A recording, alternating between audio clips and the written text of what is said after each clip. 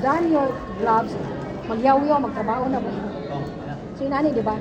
Dapat nakaana siya, i-presume na ito nga na ay anesthesia. So, meaning, pag crowning, misis o tong, so daniman ay ito dyan.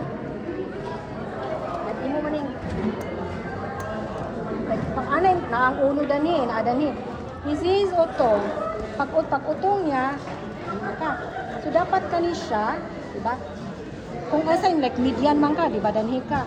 The whole thing you insert this one. The whole thing ha. Pag push nimo, as you push the anesthesia, you retract, you withdraw. First, di ba, withdraw nimo. Try to see if na blood. Kung wala blood, ay as you push, you pull it up. Ana siya. You pull the needle down. Para the whole thing will be anesthetized. So, ana siya. Kung ano ang movement? Pa-push ka, pasaka imong needle, di ba? So, ana. Then you wait, di ba? Kung na sa inyong checklist, you wait for the mamutik. Yung kagsakit pa o dili. Sa sunod niya sa utong. Pag ana niya, dili na siya sakitan. Sa sunod na sa utong. Misis utong. Pag utong niya, dungan. Ana. Di ba? So, gawas ang baby. Napamakailain na anesthesia. Remember, usually, wala pa na siya ha. Imo mo ng hymen, di ba? Usually, mo extend man na siya into here, di ba? After sa hymen. Di ba? To prevent, di ba, kani siya nga portion na magiging mo retract. So, dapat mag-anesthesia na pud kaani.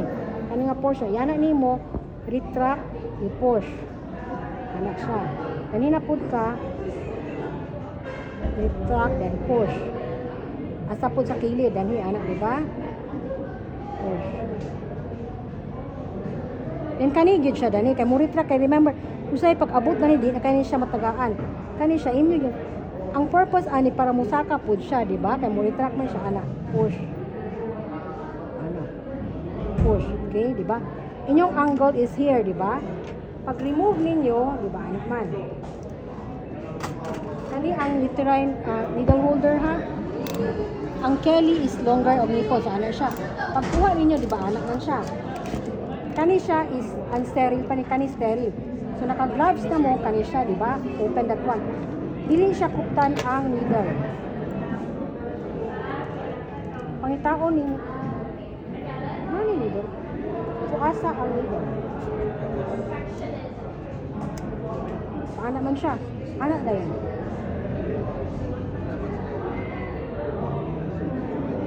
Dapat dili siya tunga 3/4.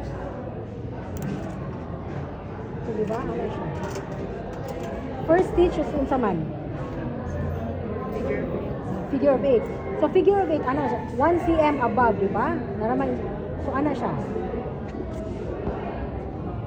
Paunin ninyo. Pagkuha,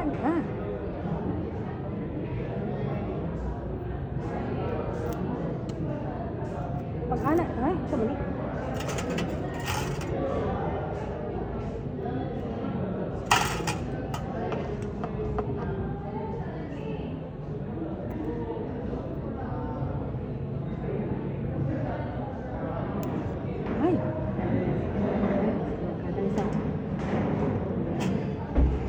Nakapang presume na to daniya pa dili kay taas. Nakuunang nako ha kay kasi. So dapat pag anak ninyo nakakat na, di ba? So imong hymen ani is here, di ba? Is where your hymen ha? Imong hymen, di ba? Dila pa man sa edge, di ba? Ano siya?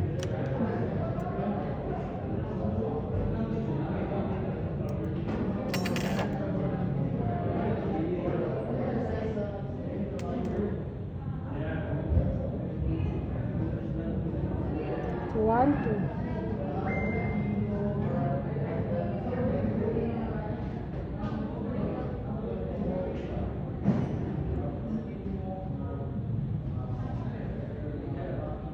Funny, you have to cut this one. 1 cm.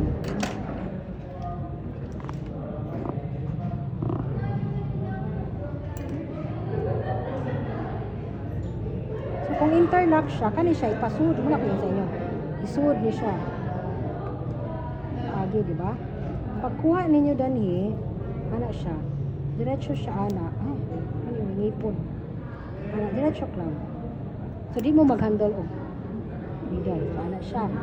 Like, kung hymen na siya is, diba? Kung last na ni sa hymen nga portion ha, diba? Ana siya, ayaw na enter. Kung last na ninyo nga suture, ayaw na interlock.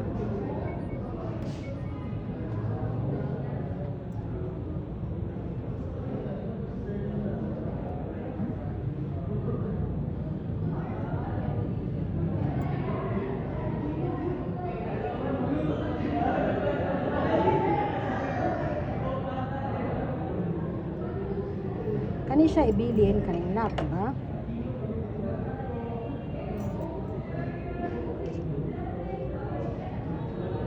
So, diba, sa perineum naman ka. But remember, naa pa may imong part sa imong labia, diba? So, kani siya imong kwaon. Dapat ang end to end kaning sa sulod. Ano siya? Makuha ginani mo. Interlocking man ka, diba? Hindi na yung problema kung phone.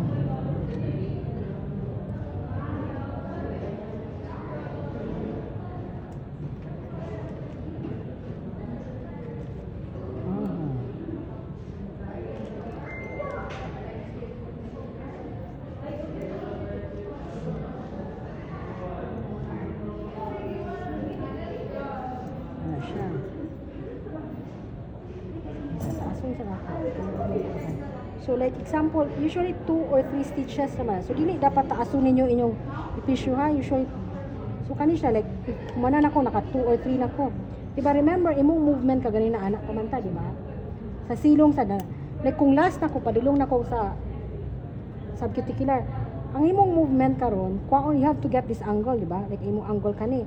So kani imong movement. Look at my hands, ganina ga-anak ko ha. Ganina sa interrupted. Karon, you have to get this angle. So, anak ka. Anak ha, kani siya. Anak siya, di ba? Oo. Hindi siya tagal-tension. Really. So, imo siyang itay.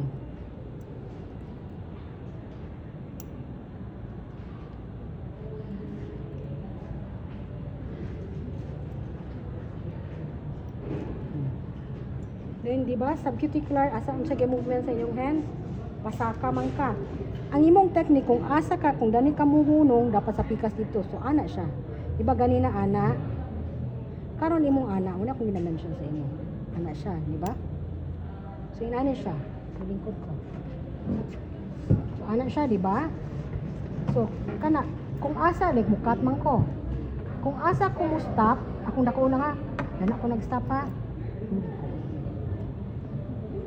Dito ko mo start sa pikas, di ba? Ako nag-stop diha. Sa opposite danhi ko.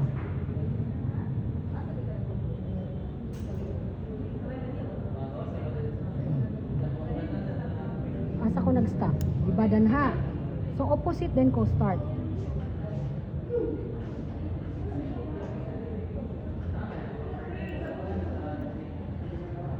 And you have to see to it nga makuha na nimo ang angle ha. So kana hapit ako, paon gyud din ako ang angle dinhi. Para bigid siya mo nga.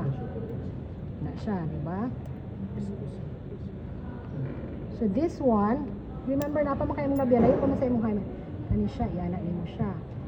Then I would prefer it kung mulapas mo sa inyong previous nga katong lock.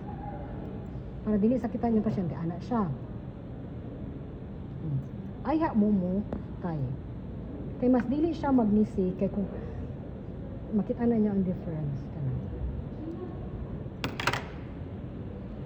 kana bisa kung saan yung sa'yo dili siya kay kung dili nimo siya nga kani nga portion dili nimo siya makahit munganga na siya.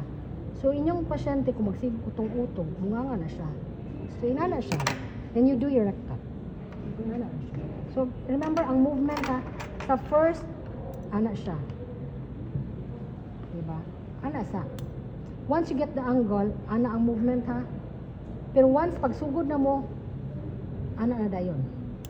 Para dili mo bakikaw nga mag-ana pa ana na diretso. Kung asa ka mo stop, dito ka mo pag ana nimo dani na ka stop, di ba? Sa sunod nimo, dani ka. Kung asa siya mo stop mo siya ga-ere. Kung as pag anak nimo, like this one anak ka, di ba? Kung duhan sit, di ba? Danhi ka nag-stop. Danhi ka nag-stop, di ba? Dapat sa pikas, dato ka mo start. Anak siya. Anak siya ang movement niya. Okay, subcuticular. See to it, katong sa inyong panit, underneath sa skin, dili maapil ang skin na. So kung asa ka nag-stop, sa pikas na po danhi. Para mo ko update siya, ana siya. Nakuha ninyo? Ana siya. Gets ninyo? Ana siya. So we will start tomorrow. Each of you will be giving, magdala man ani ba? So 2, magyamyam ang isa, pagsugod og suture, pasugod na ko.